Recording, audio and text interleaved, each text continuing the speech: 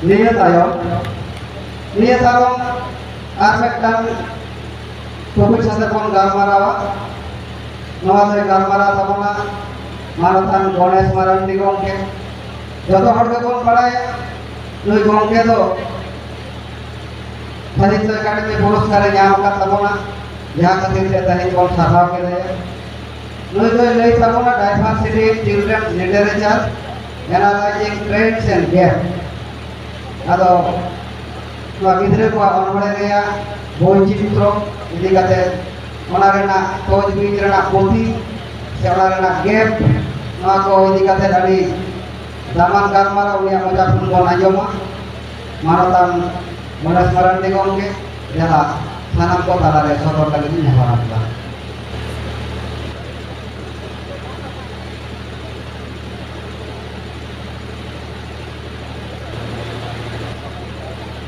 Noa kare minat ko mulun pela Marathon pudul kehendak dia maknya bisa kemaji mana sampai nyutuman kehendak dia tawon Marathon berpikir hasa mana sampai ada dari nyutuman gaya dia ngakaruna आज सामने सोहा मुमकिन मैं तो आखिर में चला रही माता डॉक्टर बंगाल टुडू और सामने में आया और itu menolak kerana hamza bangke राज सुमुरु bangke और कोविंद सोरेन और पे अपन गाना वालियो माता रोला टुडू जो तो कोई पासा को अभी गुलमनाव जोहार और सरहावी चालक करा आज हाय मां मेला के सामने सामने प्रसिद्ध गुरु ना केना बना जो तो ई पास को गुलमाना जोहार ये नाते बारावन गुरु ने सरुन धूम pada tahun ke ini yang satan do hidup karena diversity in children literature analyzing changes and gaps. Nona jodiyo all mena a children literature bisi kata all bolwa je oka परिस्थिति na bidal ka hai. Yang kedua sabawon je awa santali परिस्थिति ya bidal ka hai. Jelas se awa santali परिस्थिति santali kami kita bukan wala wana khatir awa bisa kate sampai kursi dia itu sangat kita bukan. Kita kata tu muka kena jadi kita sampai kawan lebih anjat dia. Anjat mereka kena kawannya bujuk kena. Jadi kita siswa sahaja. Anjat mereka kena kawan bujuk kena. Kita sahaja akan mereka anjat. Tidak sekitar mentality untuk ujian pertama untuk menghadapi seorang yang ini kan menolak baik secara mahal. Yang kan video saya tu baik tak tahu. Video tu ujian jawab itu kita menolak baik secara tarikh. Video tu mana itu baik pun tarikh kami tahu dia. Kita menolak baik video kita mana bang tak ada. Yang kan video saya tu baik tak tahu. Ajabi chota jaman orang video saya tu jiwi banyak. और उनका कहा विद्युत आदि का उल्लेख करेगा अब इधर में डायग्नोस्टिक और इंग्लिश में लिखा बाबूलाल लेके लिखा बोलचित्र डायग्नोस्टिक में बांग्लादेश के बोलचित्र साकार को मैं सारे मैंने कहा बोलचित्र तो अब तो साकारी विद्युत साहित्य के বড়দল পুনিয়া আমরা আর অকলাকর ঠাউরে নিথ আবলবন মেলে পুতারে ওটা আমাকে বুঝার মারা সাউতে সাউতে সাউতে ডাইভার্সিটি পুনিয়া পুনিয়া ডাইভার্সিটি পুন করনা লাগে ডাইভার্সিটি না का basic elements kana ona ko nongka kana je cultural diversity kana the basic element na diversity ko le la the wall children literature the basic element cultural various cultural diversity है ना racial diversity है ना विभिन्न जात को विभिन्न जात ना डाइवर्सिटी ओना झारकाव है ना जेंडर डाइवर्सिटी जहाँ दो कोड़ा जाना कुड़ी जाना नुको अपन जो तो हमारा अपन झाला बनी जान गया ethnicities non डाइवर्सिटी मिल गया disabilities non डाइवर्सिटी मिल गया नोआ को द बेसिक एलिमेंट बात करते हैं जहाँ आप डाइवर्सिटी मिल गया और देखना सातम बना जाए डाइवर्सिटी सातम रे अब यहाँ बोधित्र बिना असबां ओना सामने डिक्सन जिक्र समाज ऑर्डर रे अपना का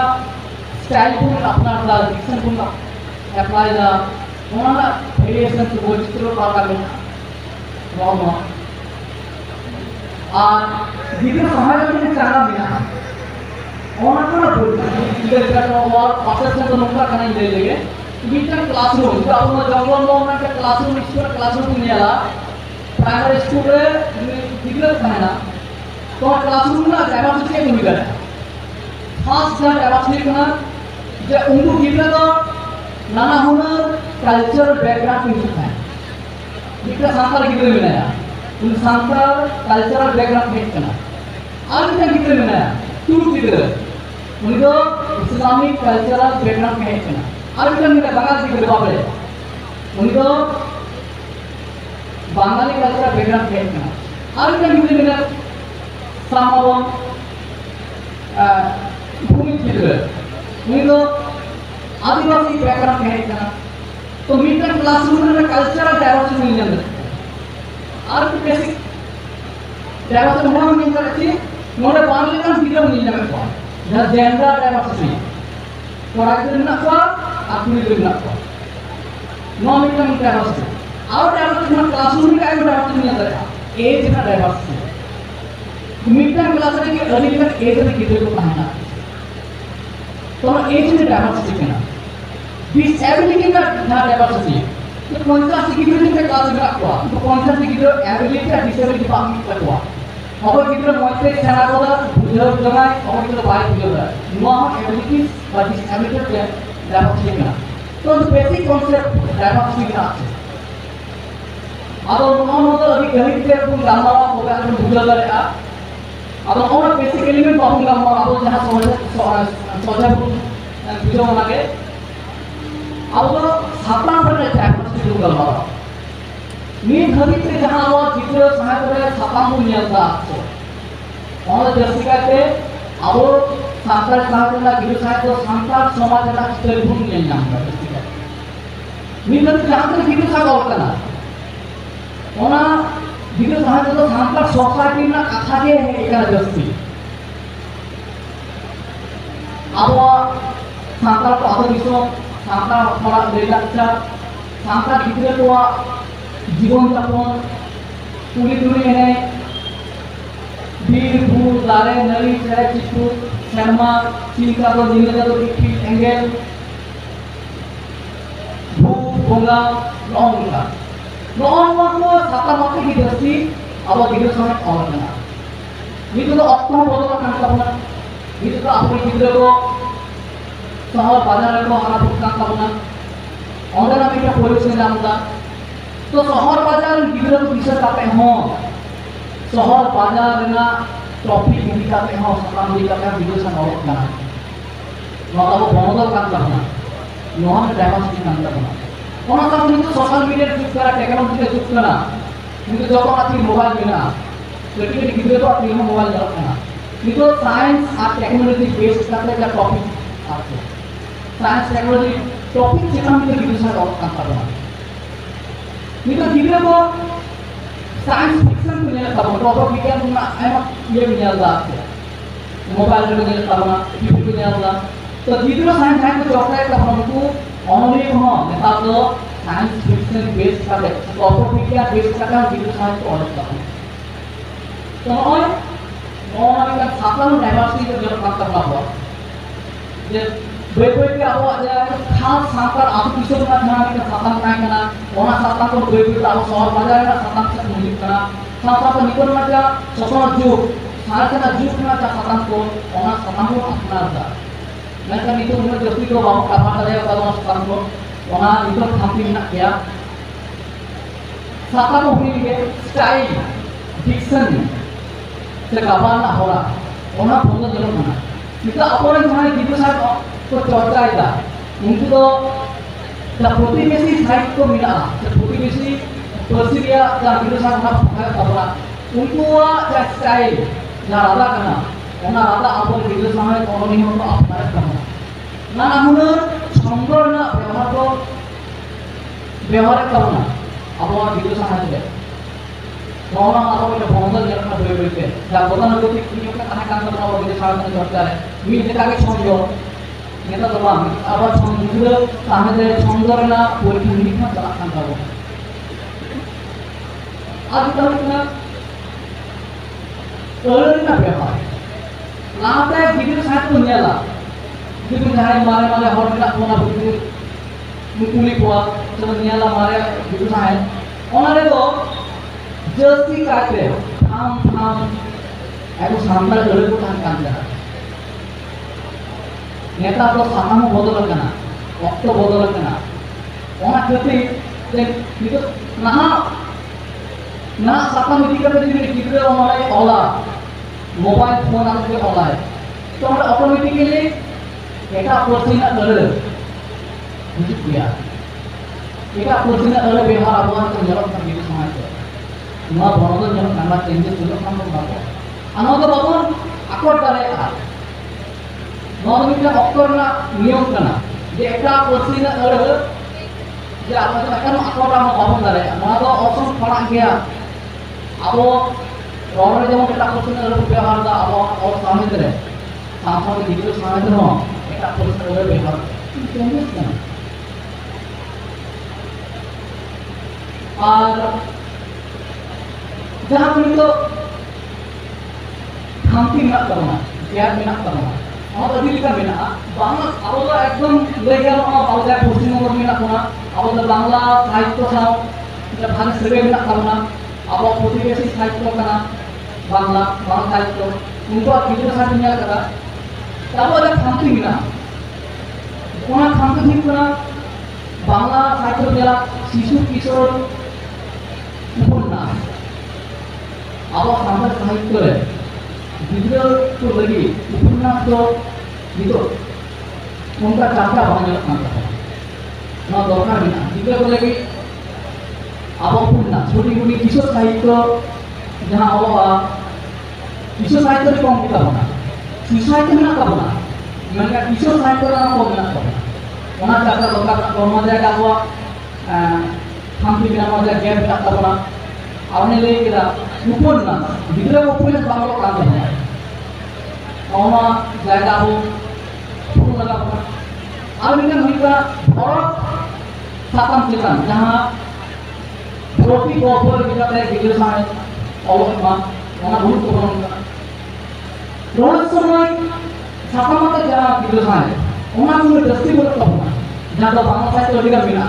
भौतिक गोपो mana बांग्ला साहित्य punya भौतिक गोपो ini भौतिक साpan ini kan अध्ययन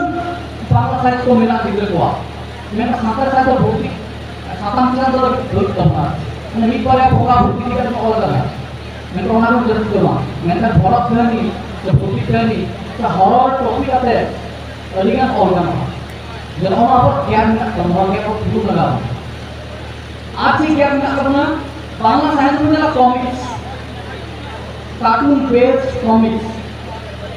बांग्ला साहित्य में टुन बाटू दी ग्रेट नौ का मिला नारायण जीवन का काम मिला हैं बिच्छू तो अब कॉमिक्स में अभाव बिना का वीडियो साहित्य ना जा इलास्ट्रेशन बेस्ड जा कॉमिक्स कार्टून सामने उन्हें अब उन्हें चाहता लगा उन्हें कोई में हाथ तक मिला है उन्हीं कॉमिक्स सिटी का कमी तब वीडियो साहित्य जब टीचर साथ नरेशन करना स्टोरी बेस्ड नरेशन करना ᱱᱚᱣᱟ ᱠᱚᱢᱤᱠᱥ ᱨᱮᱱᱟᱜ ᱚᱵᱷᱟᱵ ᱢᱮᱱᱟᱜ ᱛᱟᱵᱚᱱᱟ ᱜᱤᱫᱽᱨᱟᱹ ᱥᱟᱶᱛᱮ ᱨᱮ ᱱᱚᱣᱟ ᱟᱵᱚ ᱱᱚᱜᱼᱚᱭ ᱜᱮᱯ ᱯᱩᱨᱩᱱ ᱞᱟᱜᱟᱣ ᱠᱚᱞᱯᱚ বিজ্ঞান ইদি কাতে বাংলা সাহিত্য পুরো অল হুই কানা আবো সান্তাড় সমাজ রে কল্প বিজ্ঞান ইদি কাতে অঙ্কা মাত্রা ওই অল পাবো নওয়া পাঁচটা আবো গেপ কেন পুরুন লাগাবো কল্প বিজ্ঞান ইদি কাতে অল লাগাবো চেলা সে আবো গিদ্রা পিদ্রা নিতো শহর বাজার মেনা কোয়া সাথে আবো দিশন নিতো তো মানে মোবাইল সাথ টিভি সাথ সোশ্যাল মিডিয়া সাথ সবে মেনা কোয়া ওনাতে গোটা ধরতি জায়গা untuk pilih mina gitu itu pilih mina jangan pilih sains sama juga pe abu gitu sama orang bukan alur tiga mina karena bangla sahitya mela tempu aja mythology page the mythology page untuk gitu sama orang ছোট যে রামায়ণ ছোট মহাভারত যে রামায়ণ মহাভারত ঠিক না আপু mythology কেনা ওনা mythology base का কিন্তু गिद्रा साहित्य और कथा गिद्रा को विशेष का और कथा है उनको तो आपने गिद्रा दिया चेहरा आपको mythology को सेना हो करना महाभारत को सेना हो करना आपको गिद्रा साहित्य लाते रामायण को सेना हो करना गिद्रा साहित्य लाते अब वो mythology दिखाते गिद्रा साहित्य और करना अब mythology नहीं मिला ना कौन कौन लेकिन kan कहीं ना करोना अब वो जो तेलुगु दulu कहीं दिखाते abo गिद्रा साहित्य और करना है नोआ को दिखाते abo गिद्रा साहित्य और करना और नोता के कोई ताबन गिद्रा साहित्य रे नॉर्मली पढ़ती दिखाता बना और अगला कथा है जहां पर्सी में गिद्रा साहित्य ना मुरई जस्ती के गया हम गया ये तो जो हमारा पर्सी का साहित्य लोग मुरई दिसरा नोआ तो मिटा बेसमेंट का फाउंडेशन का गिद्रा साहित्य के ना मिटा पर्सी ना मिटा साहित्य ना बेसमेंट का ना फाउंडेशन का बीट का ना जहां पर्सी ना गिद्रा साहित्य जहां पे कैटेक है ना कैटेक ना वहां साहित्य मुरई के दूसरा में को मेना al boy ko taw गिद्रा साहित्य ono lagi politik kan tamna गिद्रा साहित्य चार्चा ना ये politik kan tamna मोर रसना कथा kana और kita katakan apa yang गिद्रा साहित्य को चार्चा है ओना समय अब गिद्रा के सेंटर जहां को लगी गिद्रा समय उनको में जो गिद्रा साहित्य बांग चला kalau गिद्रा समय में जहां मन ओकान का खपलो अब गिद्रा साहित्य लाबो गिद्रा को पढ़ाओ मा उनको नोआ साहित्य ना आशा के चेक करे मा ओना की बात आलो माना को मेना आज इसके बाद हम कहते जो तो गुरुमाना जवान सानो yang kata नोरे गिद्रा खाना वाला दिन गलबार मान दे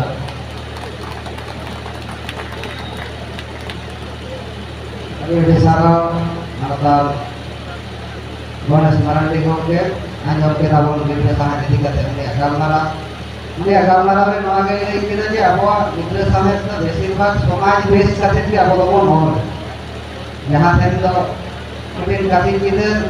कठिन फल के जो विज्ञान मगज को बाय हुआ आभापति जो उन्हें मने फल बांग ओजो ताया सेनिधि शिक्षा करना गालमारा को यहाँ खन दो उन्हें कल्पना शक्ति आरो हाराबुरु ताया नौकाना आरो और इधर दरकार करना और जब तक मारंग दरकार तो अब गिद्रा सामने तो नहीं थरीते अब मारंग को केवल बोलेगा मारंग को केवल पढ़ा देता गिद्रा को ठेन तो सेडर कांजो ब्रांचो अब जहां को लगी को बोलेगा उनको ठेन जाते सेडर मा नो अब तो गुरु मुंडया आड़ी आड़ी सदा मानतान गणेश मारंग दिगों के